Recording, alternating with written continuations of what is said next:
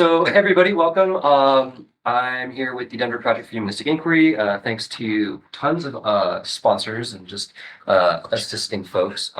So Desiree, Indigenous Student Support Services especially, and thank you to Stephen LaPointe, who will be our speaker moderator just to lead a discussion today about tribal sovereignty. So Stephen LaPointe is from the Owl Bonnet clan of the Rosebud Lakotas of South Dakota.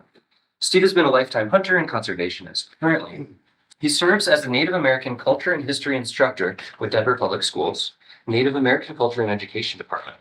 He has spent the last 6 years with the DPS, Adams 12, and Jeffco Summer Camp teaching bow tracking and hunting skills. Steve spent 8 years with the Circles of Care mental health care program where he advocated to give Native youth a voice. The COC program then created a youth track for all cohort members where Steve facilitated the program.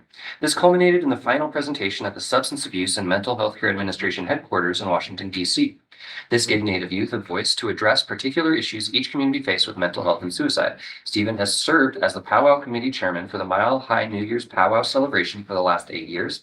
He is a powwow MC, traditional dancer, and singer. In 2009, Stephen created a Denver Metro Bison program, where he facilitated low-cost harvest and educational opportunities to Native veterans, Sundance, and school groups. Steve advocates for the hunting and fishing treaty rights that are the cornerstone to Native American food sovereignty. Well, thank you. No, I didn't write that.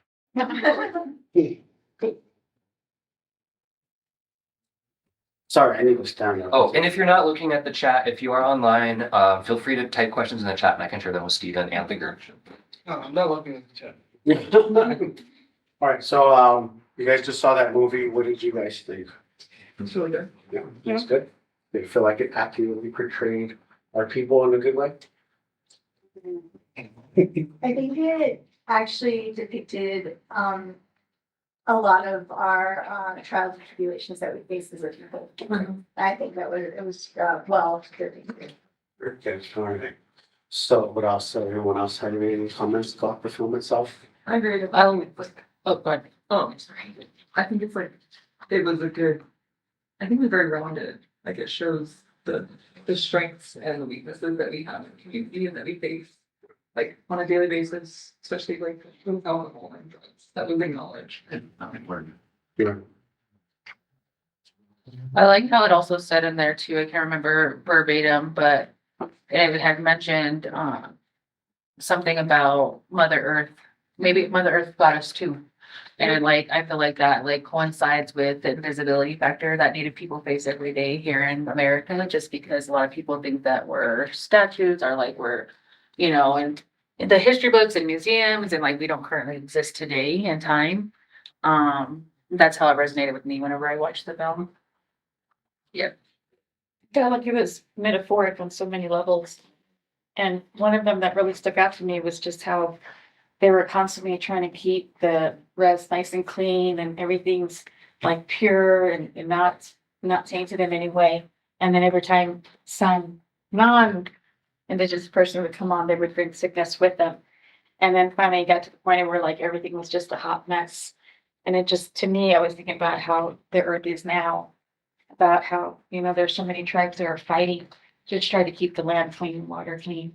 But yet, you know, there are people that are not indigenous that are constantly trying to find different ways to use coal and trying to find different ways to do this and to do that. And it's like, can't we just kind of do the opposite and try to find ways to get the water, get the earth clean?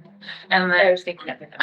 also I kind of like how it depicted white saviorism in the film whenever the woman who's pregnant, like the white woman who's pregnant with the native man's baby, and like she keeps on bringing these stragglers because she wants to play white savior, but then she brings people that are sick and contaminating like their camp and stuff. Like it also touched on that too in the film. And then also at the ending, right? Like it kind of talks about new life, like new beginning, like the baby was born. And kind of I think it was just the baby. Who was it that survived at the end? The baby and The mom and then the baby's down. okay, yeah, so it was just those three. That were, and they were going to the reds, right? No, they were listening to it. They had just like the reserve. because it got overrun, so they were just out there. Yeah, and grandpa was out there just kicking us. Yeah. Yeah, it was. Everybody was like, oh, and I was like, grandpa's grandpa. I know, I was like, grandpa better be cool because, I know. That's right now. Like, I can't go Grandpa's through no this. G, he's got this, because they showed his military affiliation. Yeah, Yeah, and I was like, oh, grandpa's good, like. Well, like he said, I'm not leaving this land again, which I think was Yeah. such a, Yeah, like, yeah. that's real, like, I Yeah. don't know, I think about this a lot, I think. Thank you for what I checking. would do. I said that. Like, thinking about happening a lot, and I don't know, I really want to leave my home, and so, in the sense of like, this is our home, I understand that, really. But yeah, like just touching on the blood quantum part of it, right? It's like, it was pretty much essentially saying people who were native were immune to like that virus that was happening. But yeah. I really found that what this virus could possibly act as a metaphor for the destruction of the environment and the way that some folks are trying to escape the destruction of the environment, and some cultures and communities are actively participating in the sustenance of the environment. And it really struck me that like, hey, that's one way that this is really, really cool metaphorically. So I don't know if it's just me, but the fact that the boy was in so much anger with his father after so long. Because that's kind of what stemmed his issue of wanting to like completely be like, no. I want to go against my dad because this, like, that's kind of one thing I noticed because like, I know me personally, like a lot of us kind of struggle with our relationships with our parents, especially in that kind of context. That's a good point. I was like, I don't know if anybody else knows that, but like to me, I was like, It's a good point because. Because he- talk about that. we don't talk about it, but it's true. Like he was so hell bent on like just making his father this that he ended up killing everybody.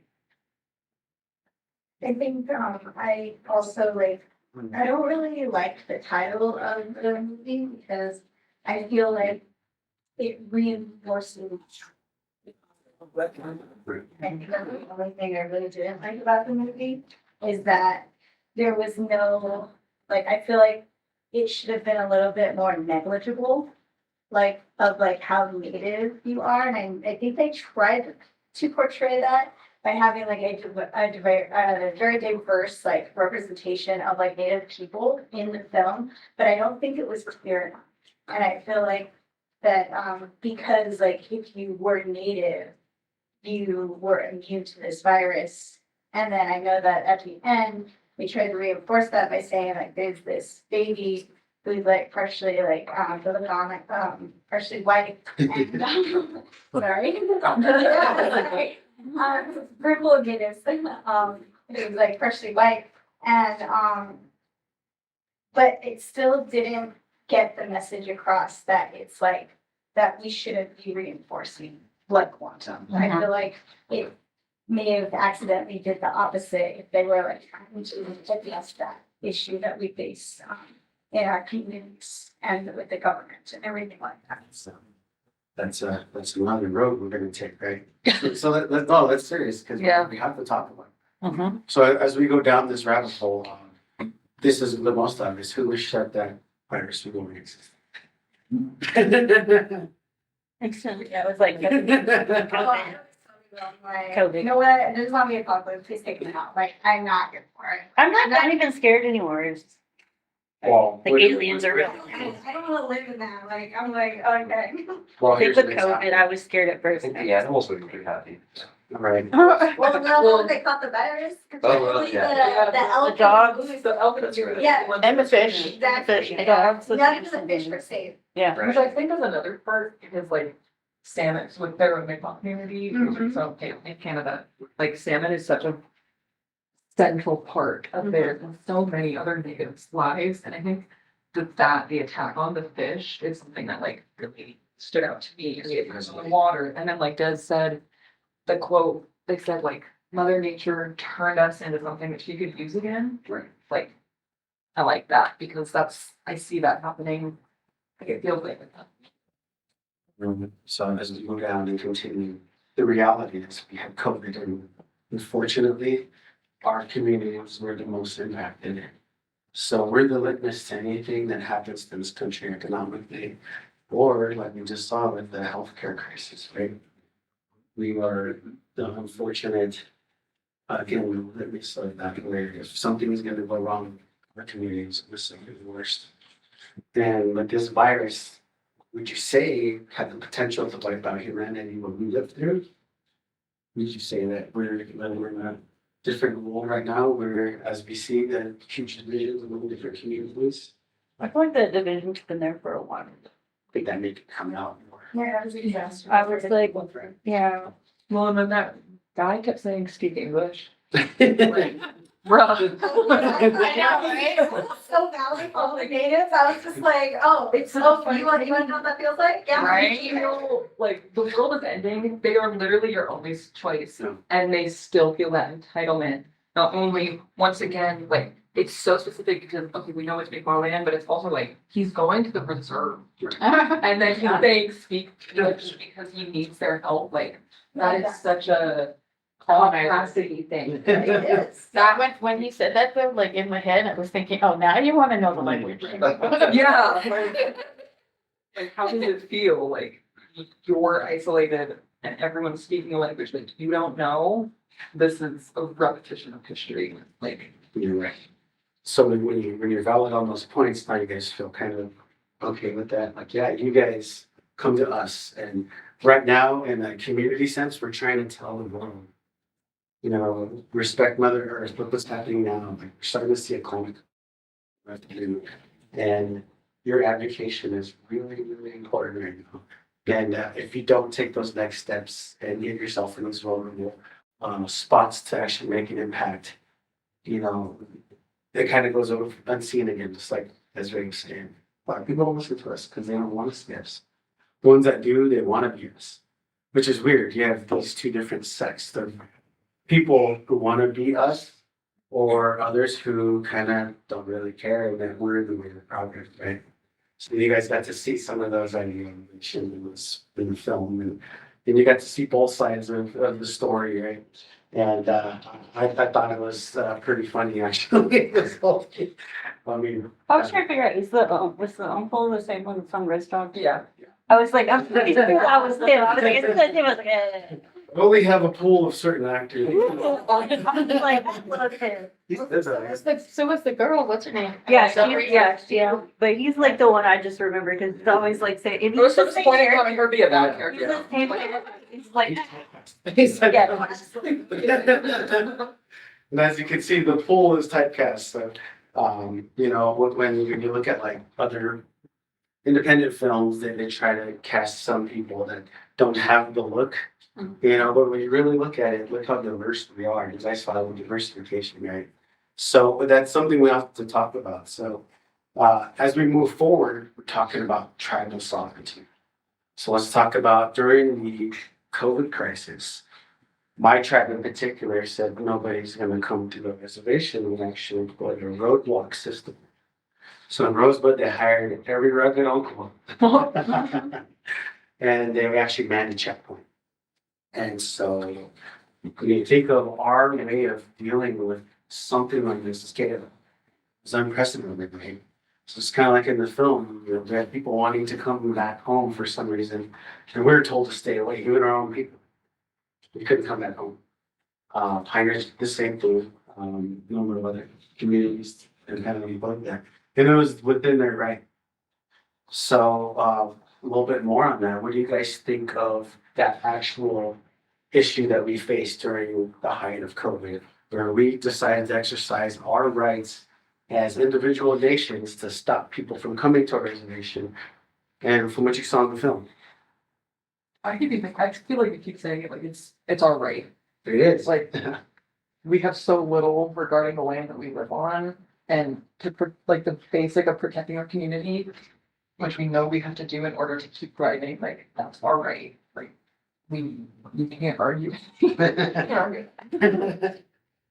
Yeah, I think in the same way you have other countries like Paris or Canada or Ecuador they all have, they're all a nation and they're all allowed to, or allowed, if you want to use that word, but they all run things the way they want to run things. So if we're gonna say that all these different tribes are nations, then yeah, they do, they have that sovereign right. I think they have the constitutional right to run their nation the way they want to run it. You know what I mean? What else? What else, Rhonda? I was like, there's some things that I struggle with mostly because like I'm now relearning because it did fall off in my family. I think we've talked about this multiple times. We were literally talking about it before we came to watch the movie. Mhm. And it's like, it's hard because like how you guys were mentioning, you know, the speak English part. I was like, I caught the offensiveness because I was like, yeah, that's like, don't do that. But on the other hand, I don't understand it because I don't understand it. You know, so it's hard to be kind of like, I don't know, for lack of better words, like a new kid because it fell off for like multiple generations. I don't know if that No, that makes has to any be sense, addressed. but I'm like that, like I literally, I'm trying to learn a lot of it, No. but it's hard. You live in two separate worlds. Yeah. Always conflicting with each other. Yeah. And Well, that's, it's hard to like kind of relate to people too, because, you know, I have some family, like I was telling her, I have a cousin who he's very selective of who he shares things with. So that doesn't help me any. Right. I'm like, nobody knows anything. And that's just like, from intergenerational trauma to assimilation, you know, to all the things that, you know, raising us as Native people and succeeding in that way. Because, a lot of our, and like a lot of our grandparents and their grandparents, like they were raised to like not be proud to be Native. Yeah. And so then they didn't pass that down to generations. And then now you have these younger generations that are trying to figure out who they are, where they come from. And it's a hard road because then you do have certain natives who do want to protect their communities and their identity because of that trauma, right? Because of, you don't want to be a gatekeeper, but at the same time, like you want to be, because there are people out here trying to pretend to be natives. There are people out here trying to pretend to be like Indian because it's the cool thing to do, I guess, these days. But like, so it's hard, right? It's like really hard to really balance that. And it's like, how do you find the balance within that? Because, and then also blood quantum, where does that come from? It was structured by the government because that was a part of our genocidal removal for Native people. They wanted to put us down and let's keep track of these people so that way we can kill them off. You know, we are the only race here in America, along with dogs and horses, that have to do blood quantum. And what does that say about us? You know, so there's just so much, there's a lot. Sometimes that, yeah, like for me, like I was mentioning before in our circle, it's really, I think for me, it was eye-opening to do that multicultural history class. And when, like I said, the boarding schools, they just tripped me out. Because I was like, learning about the Nazis, learning about concentration camps. And I was like, how the heck have I lived here this whole time? All of my family is somehow tied. None of us know from like the 80s up to now. None of us. My grandmother on my dad's side, there were so many behaviors and characteristics. She was very, very hard woman, not nurturing at all. And there are certain things that she would do that I would think, why does she do this? Why does she act this way? And within time, as I started to learn about residential and boarding schools and the things that were done to them and how they were raised, and it all made sense at all. And pretty soon it came down to where that's got to be it. That's got to be it. Because she did ABC, and ABC happened in the schools. Oh yeah. And oh my gosh. And I never understood until that. I never understood why she was so firm with her language. She would not speak English. She would not sign anything in English. You ask her for her signature, she'd put it X. You ask her to speak in English, you know, like ask her something, and nope. See, my family was the What she would opposite. say, she would do it. My family was the opposite because like I've told my story multiple times. Like I have an uncle who's 60, didn't get diagnosed with autism until he was like 50. Mhm. And if I go talk to any of my relatives, I'm like, oh no, that's just Floyd. That's how he is. And I was like, yeah, that's the problem. And then when I try and explain to my mom or my other relatives, I'm like, it does track back down to those because if you were not what would be normal, you were punished.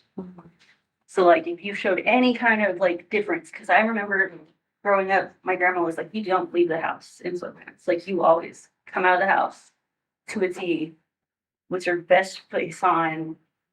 You know what I mean? You come out every day and you don't show the flaws, you don't talk about it, you don't talk about any of it.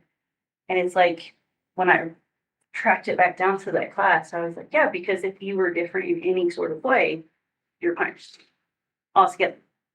You spoke something different, done.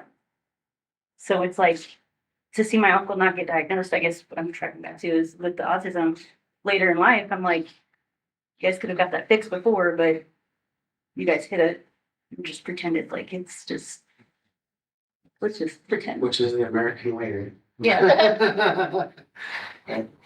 You have some dirt on it, keep going.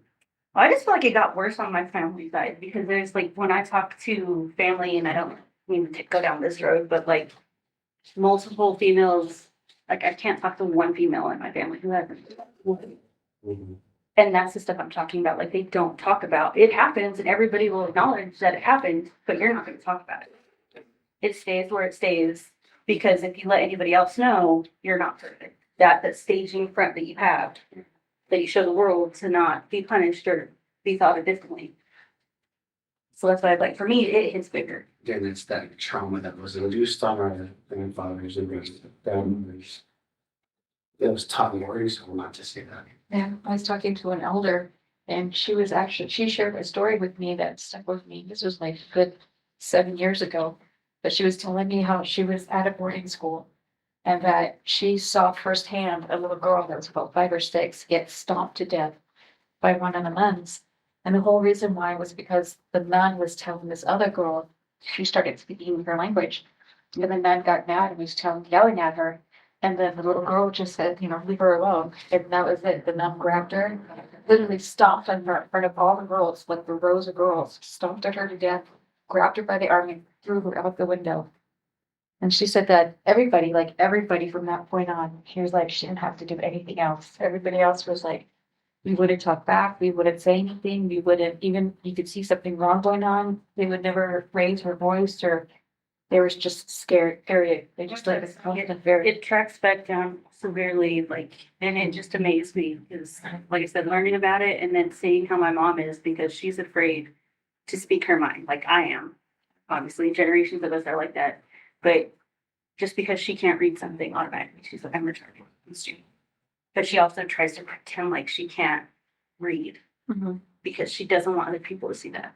Sometimes I wonder if that fear, when you're talking about tribal sovereignty, Mhm. sometimes I wonder like certain situations happen and why some tribes choose not to fight back. And I wonder if that's tied together. It is. So when you look at the radicalism of the 70s, right, there's a lot was going to be a social justice movement. We had great leaders in the we're not talking about mainstream, there's grassroots things. People who are fighting for communities now, and that included a lot of students, just like you guys. Those who want to take that step forward to make themselves better, they want to take that step forward for their children, right? I mean, again, put yourself in a vulnerable position. You're not just taking care of your nuclear family, you're taking care of the bigger community. That goes hand in hand on the grassroots level, all the way up to the leadership of AIM. We look at like Clay Bell, we look at Russell Means. Those are our faces, right? But who in your family actually stood up to say something?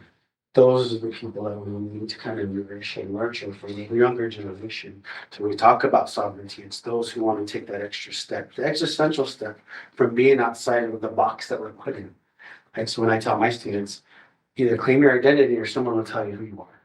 And it's those who can't get out of that box that we have to leave there sometimes. And it's a hard thing to, we all know those people. They don't want to be better. They don't want to stop drinking. My aunt drank herself to death during COVID. She didn't die from COVID, but she drank herself to death during that time. Left 4 children and 3 grandchildren. She was my youngest auntie and she was mine. That was my youngest auntie. So having her not see my kids or something that she could not think she could control was a form of that control that get imposed on us.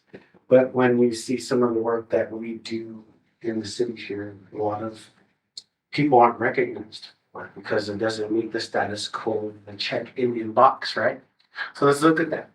So we all have these deep-seated family traumas that are similar. You guys both acknowledge we have family members, and you all know who I'm talking about, who have those bad behaviors that we brand as bad, but they don't have no coping mechanisms or skills to bring themselves out. So where does that leave us here in this city? It's hard because we're in a mainstream society, right? And when we go back home, there is some stuff there, but are we really even welcome back to them? That was one thing, that I think is like not addressed enough is like they tell us to leave and to go and get an education. They tell us to go climb that ladder and they tell us to bring it home, but there's nothing for us there. That happened to me. And so like, I think that it's really important to help the elders acknowledge that there's a level, so like when you were talking about sovereignty and COVID and like what happened, and I agree that each tribal nation has the right to exercise what they think is best for their community and best for their people. But I think one of the things that needs to be addressed is that in our tribal governments, a lot of the times, because of there's so much trauma through colonialism, people become isolationist. And so that I think that is an issue, and we saw that in the film. Because like you have to be careful, like you can't just, there's a balance, and I don't know where it is, and I don't think anybody knows where it is. But I think you could find it. It's just like it's gonna be hard because it's a trial and error thing. Because there is a balance. Because everything that Mother Earth is in harmony. And we have to find that because we find where we live in that harmony. And so I think that when we have the level of isolationism that we saw exhibited in COVID, that is also a mentality for the access to traditional knowledge that our traditional knowledge holders keep for people who might be trying to reconnect, people who had their culture taken away from them from from the 70s, 80s, 90s, boarding schools or other programs that were just as bad. And I think that there is a level of acknowledgement that needs to happen of the older generation to share that knowledge. And while it's not necessarily, I understand like people are like, oh, this knowledge was for us. I get that. But unfortunately, we live in a time where we're so globally connected that there's no way you can just hold that knowledge for your own people. And so like, even if other people learn it, does it matter? Because they don't understand it the way that we do. And so like, if you have that knowledge out there, it'll like, you have to trust your people, your like, you know, your holy people, your deity, like the way that you talk about the creator, it's that knowledge will be guided to the right people, to the people who need it. Even if it's out there and other people get a hold of it and it's like, oh, okay, I mean, what are they gonna do? They're gonna like, if it's already out there with the acknowledgement of who holds, because I think that's important, of the acknowledgement of who holds and who gives that knowledge and who had it and who kept it alive and who passed it on. It's just as important as you know, making sure it's accessible to the youth and the people who don't have access, especially people who might not know the language anymore. And that's like, you know, not necessarily their fault. And so I think it's really important to like acknowledge that as well. Like we have a lot, our generation has a lot on our shoulders because we have all this stuff. Like we're finally in a place where we're safe. Like we are safe. Our previous generation, our like past generations weren't safe, but we're safe. And so what are we gonna do with that knowledge and that purpose and that obligation to our culture if you feel that? No? That's a great statement, because when you look at our sovereignty, we could go two ways. We do the right thing, or we could retain everything for the tribe, right? Let me give you some examples. During COVID, a lot of our tribes received federal money for assistance for families, right? Not just one tribe, nearly all 574 federally recognized tribes. Now, I could say some tribes gave out assistance money in the form of a per cap payment per individual person. Because we used all of our tribal enrollment identification for the tribe's fund for emergency. I could say for sure that my tribe said, "Oh, what money?" When we called them on it, there's a big fight. Who's on reservation, who's not? There's about 12,000 people on my tribal reservation as residents. And there's about 24,000 of us. And they said, everyone on Facebook groups, they're pressuring people, do not send it to the urban natives or people who live off reservation. They made their choice. Pine Ridge, there's people who still are like, so you're gonna get a first payment? Another tribe's already had about 5 or 6 payments down, where our Lakota Nation, our great Lakota Nation said, what money? Several times. And as you can see, just that, we could trust our government, our tribal government. It was molded during the Indian Reorganization Act, the ULA, 1942. Is when these things came about, when an elected legislature enacted on all of our tribes that caused their mentality to pick up that American way, right? Where we don't use our traditional grassroots ceremonial ways anymore. We listen to our ceremony people, and we have the advice from all of you, especially all of you women. We need you. Inherently, you are the biggest part of our communities and our families. And unfortunately, the way the society was given to us put them in that European subservient role, right? Which is wrong. And we all know that. So as we continue down talking about this, my tribe decided not to give out a per cap payment for the first 2 or 3 sessions of that influx of money. And they did a couple of good things, right, that I could agree with. They kind of put in the new Arbor, Powell Arbor. They spent thousands and thousands of dollars, man hours, probably up to $1 million on that thing. When we had all of our people all over the world, including soldiers, other students off reservation, people who are doing good work who live outside the reservation, people who are dying, and they gave nothing else. When you see people like the Apache tribe gave like 5 or 6 payments out, including laptops, stuff like that, to keep their tribe connected. And I quote this. There's another tribe who I won't name, I want you guys to research this. Northwest. One faction, this is during the Trump era now, got voted into office. Their opposition got elected out. And after that election, they disenrolled the whole opposition, over 300 natives. Kicked them out of tribal housing. Yep. So now we see what our sovereignty can do, right? It could be as bad as a runaway HOA, or it could be as good as a really good tribe who looks after their own people. But I've seen some of these other tribes with really good wealth not want to lower their blood quantum. So here's an example that we need to go down. So we're talking about blood quantum, right? Obamacare just got enacted.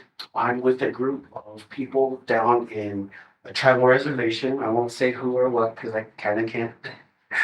And we're telling them this worked in Minneapolis or Michigan. If you use this Obamacare, I'm just using the blanket term now. It's called, there's a term for it, but I can't really say it. You could refund some of your money back to your tribe, right? So the tribal chairperson that was there kept arguing about us rather than the core root of why we're there. They're like, we're having nation government status. I'm like, yes, we're Indian, we know. That's why we're here to show you this. But he kept saying, well, we keep paying for all of our people's health care. And that was his main concern. So I finally asked their IHS director, I said, what is the issue here? Why are you so underfunded? Could you let your IHS person talk? So this chairperson allowed him to talk. And I said, what is the biggest problem? Because we have too many people on the reservation. I said, so what is the issue? He's like, we're underfunded. About like, how much? Could you give me, how many people are enrolled here? And the number at the time for this trial was like 570 something. I said, well, how many people live here? He said, there was something like 1,400 something. So I was like, so you're over by almost 1,000 people. I'm like, so what is the blood quantum for enrollment, Chairman? He said, you have to be 1/2. So I'm like, your problem is an interpersonal problem. You guys could vote to lower the blood quantum to at least the descendancy level or whatever you want, and that could encompass the greater reservation. It'll be completely covered. Well, then you're right. Oh man, he gave me the biggest shit talking storm I've ever heard. Yeah, because to him it was an insult. That's why I was kind of surprised that you had mentioned that we're safe now. And I was like, I honestly, I was thinking the same thing. I was like, I don't really feel safe, like in general, but also just in the sense of trying to, I don't, my culture and trying to learn about it. Like, I don't feel safe enough to. That's okay to feel that. I mean, you guys are validated in all aspects, because I feel like we've reached a level of sovereignty where we can get rid of people that aren't agreeable, right? When we talk about rehabilitation of convicts, sex offenders came up quite a bit, right? What do we do with them? Do we banish them? Do we disenroll them? Or do we try to nurture that traditional style? None of See, us and I- really truly know. Not to interrupt you, but just, I think the reason why I say, like, for me, it resonates in not feeling safe because it seems like all I need are the people that are like, oh, well, you're not enough. And it's like, But that's also, like we were talking about earlier, that's like colonial way of thinking. And that's something that we, like I said, as Native people, don't really address within ourselves because that's too uncomfortable for us to be like, oh, well, I'm so Native, but I don't realize that I hold this colonial way of thinking, right? And so a lot of times, like people really aren't aware, self-aware, to realize that they still carry these things that were passed down to them from their parents or, you know, there are those natives, like I was telling you on my res, like they're trying to like be like, well, let's separate ourselves and we're the full bloods against the half blood, like, and that's on my res, like that's Yeah. why I'm from Pine Ridge, like, and it's like that's so disheartening, like that's colonial way of thinking because let's just be honest with ourselves, there are no more full bloods. And if there are, like, they're probably very old. And they probably don't even want to be involved with the BS, like political things that's going on. And so for me, like I understand like they want to hold so tightly to who they are as Native people. And I understand that because I understand it comes from a place of hurt and it comes from a place of trauma. But at the same time, people, the oppressed can still oppress people. And that's something that we need to talk about because that is a real thing, because that is really what's going on. I feel like everybody is going through an identity thing right now, especially after COVID.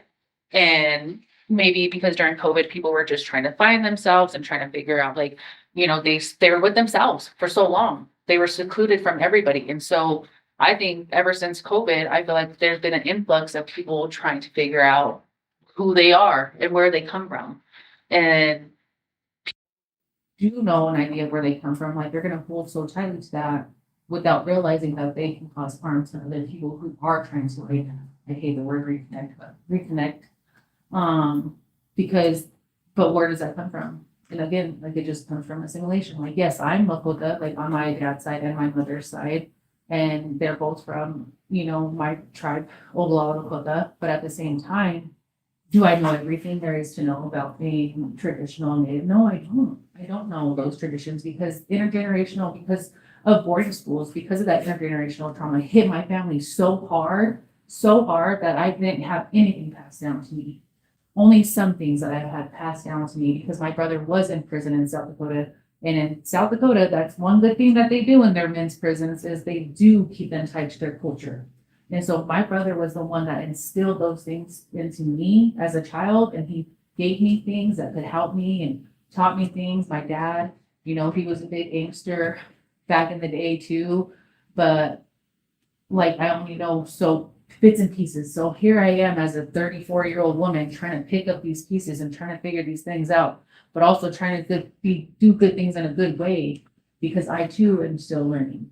And so I have a big heart, and so I try to understand it from multiple perspectives, because I understand that that person is saying this because or I understand that person is saying this because they still think like the colonizer, and they don't realize that blood quantum comes from the government because they wanted to kill us off. They don't know that yet, and they'll get there, but they're on their time. And so sometimes like you can't take these things so personal, because at the end of the day, everybody carries something and they put it onto other people without realizing what they're doing. Yeah. And then it's just gonna take time, and that just comes from a place of, we have to come to a place of understanding and action. And yes, we can speak on it, and be like, hey, like, you know what you said was not okay. Like, you made me feel like I'm not welcome in this space. You know what I mean? Like, I'm just addressing it right then and there. Otherwise, they're not gonna change their behavior. Otherwise, they're gonna continue to, because nobody's talking to them or being like, hey, like, what you said was not okay, you know? So it's like, for me, with what you're saying too, it's like trying to chalk that line of like wanting to get to know.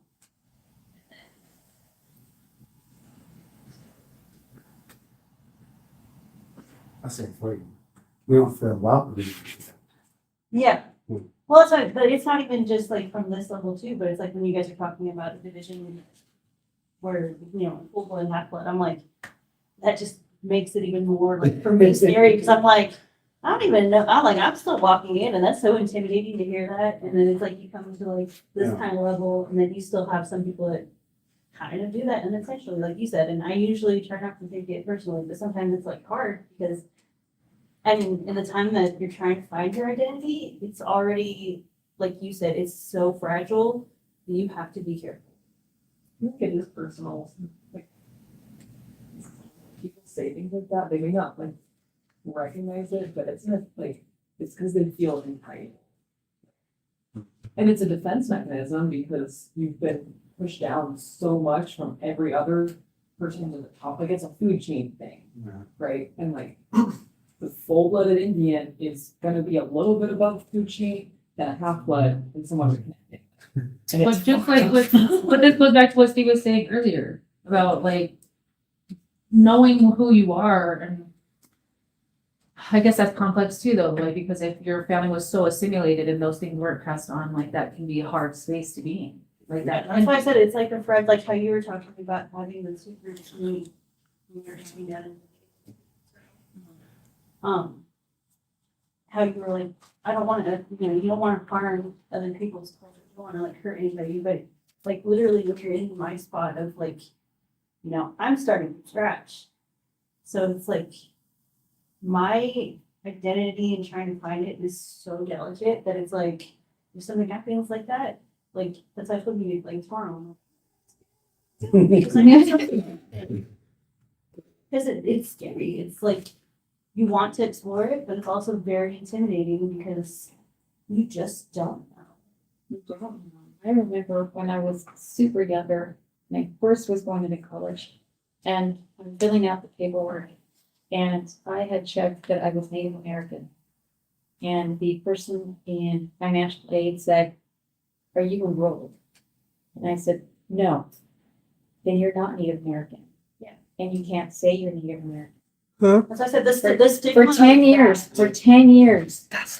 I'm a little kid, young, for 10 years. I did not like, That's why I said the stigma. Acknowledge. of that, and I then didn't acknowledge that I was people Native American. It wasn't until Standing Rock started, you know, with the grandmas and the women. And then it opened me up and I was like, wait a minute, I'm Native American. Like, oh, wait. I was literally texting Des first time I went to go make a ribbon skirt. I was like, I don't want to go without you. Like,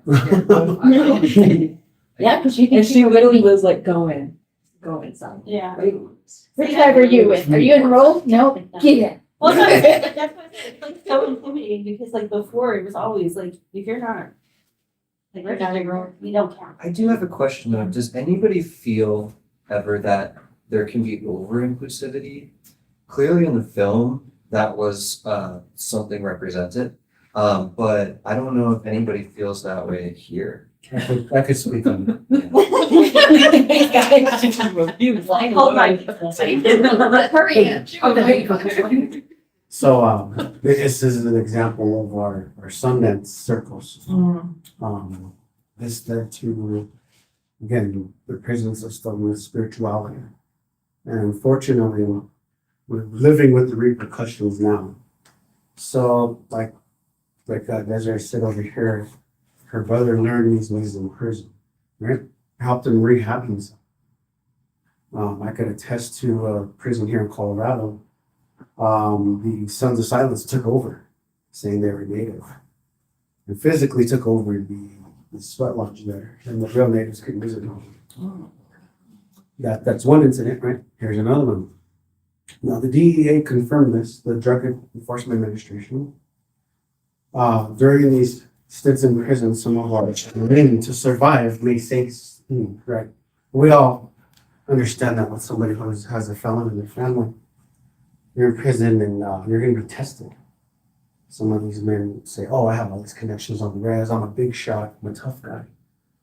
And out of that survival mechanism, the people who are very hardened in these ways are generally the mafias south of the border. And they'll test you and say, well, if you want to be one of us, we'll take care of you. Here's some food, here's some things right here. When you get out, let me know. And they'll kind of absorb them, right? Because when they're in your prison, you're segregated. Most of our men and our women are put in the others category with the Asians, the Filipinos, Islanders. And me working in prison before, I've seen it. And you'll see the MS-13 guys, they're very regimented. They run together, they do push-ups together, they're very militaristic. And they will, yeah. I worked in the prisons in Arkansas. So you've seen some of these things. Yeah. So you'll see some of our men, again, as I've personally seen this as a defense mechanism. They have to have that machismo factor, that toxic masculinity, that system in order to survive. But when they're out, it's when these cartels will say, oh, you said you talked all this stuff now. My brother's giving you a kilo to distribute. And he's going to go in with a group of enforcement. Like some of these men who are with them will take the women and have children. And then we have a new avenue of pipeline from south of the border, right? So this is how methamphetamine got. We all heard of the methamphetamine impact on our reservation, right? Then it became Nazi meth. Nazi meth is a term coined by the DEA because it was used in World War II. Doesn't have to be made in the house. Now we have lots of boarding up houses on our reservations. But now you can do it in a van, like a truck. And the way they do it is, oh, here's $10 worth. Let's smoke it with me, have fun, and get you hooked. And these men who came out of prison sometimes do that. And unfortunately, it's not their fault. As you can see, it's been imposed upon them by somebody from south of the borders. And they have children when they're, so now they're in that reservation system. And how do we protect ourselves as sovereign nations without over-policing ourselves, without utilizing ICE? These are big terms that are affecting us now, right? A lot of my students are Chicano Hispanic. And I can never deny their indigenous. I tell them, as far as I'm concerned, you guys are full of it. And even that term empowers them. I'm like, but don't get it into your head. You're still going to have to learn like everybody else. We don't know it all. And I think me and you were having an internet discussion where we were talking about Pan-Indianism. I said, well, we're in Colorado, we're pot Indians. I'm just kidding. But so now we have sovereignty about closing our borders during COVID. Did that equate us to the United States closing the borders to refugees from south of the border? Talk about that, right? How do we feel about that? I feel There's something like a little bit different. Yeah, That's a good question. yeah, I don't know, I don't know if anybody else noticed, but on the movie, he was like, we have a wall. And I was like, I know it so well. And why we have a wall. but- I know, but I was like, immediately, I don't know if it's because I thought that was a lot of. How very specific. I was like, Conversation we had about that, because the wall that Trump and his little minions and devils have decided that or whatever. I think like when we think about a wall, and I'm coming right, I'm Apache from Texas and Mexico, so like these are my people. This is that river is the river my grandparents played in, and now it's got barbed wire. Like, like, and I think so in the movie, and the idea of roadblocks In the wall. and during COVID and the wall and like keeping people out of the community and just doing res. I think there's a difference when you think about the infrastructure on the res. Mhm. You think about this like what's already happening. Mhm. Like it's a community that is easily torn down because there's so much lateral violence and there's so much confusion within the community. As we just said, like it gets confusing as hell. And so, especially the threat of a medical disease coming in, right? Another disease coming in and wiping out our entire population is horrifying. And it's horrifying for every single person, no matter who you are, what race you are. We all live through COVID, but like I feel like it's a literal like trigger. Like it's a trauma that we are still facing. Whereas the wall that was put up by the United States was keeping people out in like because they wanted to preserve the thriving economy that is the United States. And that's at least how it was put, not to say that but like they wanted to keep it pure in the way that like we would survive. And I think it's really weird because there's like The duality, right? yeah, like it's Isn't that literally the like symmetry the mind? most ironic Because situation. on one hand, I lived in Arkansas, so when, I guess it really touched base with me when you're talking. Like, no, in Arkansas, it's either you're white, black, Hispanic, Wow. like, that's it. You don't, the only thing they give, like, federal, like, accommodations to, and they just barely started it. 10 years ago, was accommodating Muslims. Because at For first the it was, prayer, right? yeah, that was it. Well, not even that, just their hair. Because at first it was mandatory that everybody men had to have their hair short. Oh yeah. Women could only have it here. But now, that accommodates here, hair. I'm like, so to back like to the discussion of like, well, you had, I guess tie that to. I guess I see the difference because we do have a lot of elders who are holding on a lot of knowledge, right? And I think us, closing our reses to the outside world was beneficial in a way that we didn't want those elders to die. Because we see that our people do suffer from intergenerational trauma and our youth are hungry to know their culture and know their language and stuff. And so there's only certain people that do carry that. And so I think it was coming from a place of just protecting those things, but to see it from like an outsider's perspective of like kind of tying it to like closing the door. I don't know. I can't tie it to that. I feel like I can't because I feel like that's a systemic racism thing. Okay, so Because let at me the end of the day- rephrase that. So we're trying to go to ceremony Yeah. or trying to go to a funeral, and we're trying to go out. I could personally attest to that, Yeah. both incidents. Because even in Arkansas, Yeah. that's why I said, like, for me, it's kind of hard because as far as like closing the border and putting up a wall during COVID is different than putting up. No, I see. Yeah. So it's like if you were going back home for ceremonial purposes and for a funeral, then there should have been some type But it's their sovereign right to use. of. Yeah. So now we're talking about sovereignty, right? So what do you guys think of that topic now? Sovereignty. Do we have the right to govern our own lands, right? Given that 7 out of 10 natives are on the reservation. I So That's I guess- you can think of sovereignty. It's like, what is the definition of sovereignty when all of us are in other places? Like, that's the question. I don't know the answer. it's different topic. I think that, I think it comes down to a lot of like privilege from, our own land. Like, even though we are technically sovereign, a lot of our legal language still is very dependent on the federal. mean, we still have to include blood quantum, even though most people are like, oh, why is that still a thing? We still have to include.